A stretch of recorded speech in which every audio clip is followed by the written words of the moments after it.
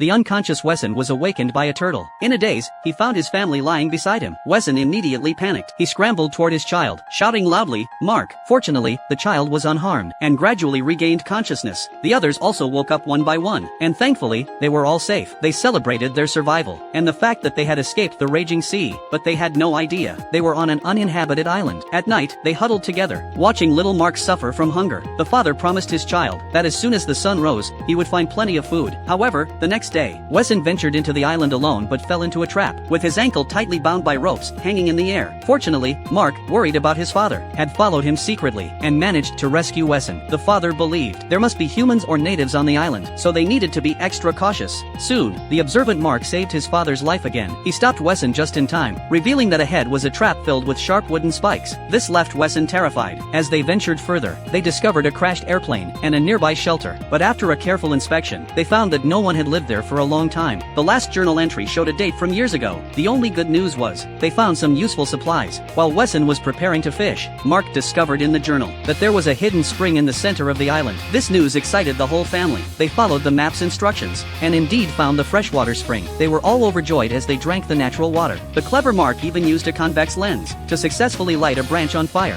Meanwhile, Wesson disguised himself as a plant. After much effort, they successfully caught a giant lizard. Finally, they had some much-needed food. However, their daughter, Isa, strongly disagreed, because Isa wasn't Wesson's biological daughter, and didn't accept her stepfather. Bailey also strongly defended Isa, not wanting her husband to show any prejudice toward the child. This made Wesson feel isolated. In a fit of anger, he left. To please his wife, Wesson took out a couple's ring to surprise her. But at that moment, Bailey spotted a ship passing by in the distance. Both of them were instantly excited. They didn't even notice the ring fall to the ground. Together, they shouted loudly for help. However, Isa, unnoticed by the two, secretly took the ring. Despite waving palm leaves and shouting with all their might, the ship showed no reaction and slowly sailed away. The hope they had eagerly awaited vanished in an instant. Each of them wore a face of disappointment. It was then that Wesson realized the ring was missing. Fortunately, Bailey kept reassuring him, helping Wesson adjust his mindset. They cooperated with each other, and after everyone's hard work, they finally built a comfortable shelter. Wesson calculated that every 3 days, a ship would pass, which meant about 10 ships per month. So if they used a signal fire, leaving the island wouldn't be far off. Just as they finished building the signal fire tower, Captain Fenny, from their old ship, suddenly appeared on the sea. Fenny's arrival made the island lively again.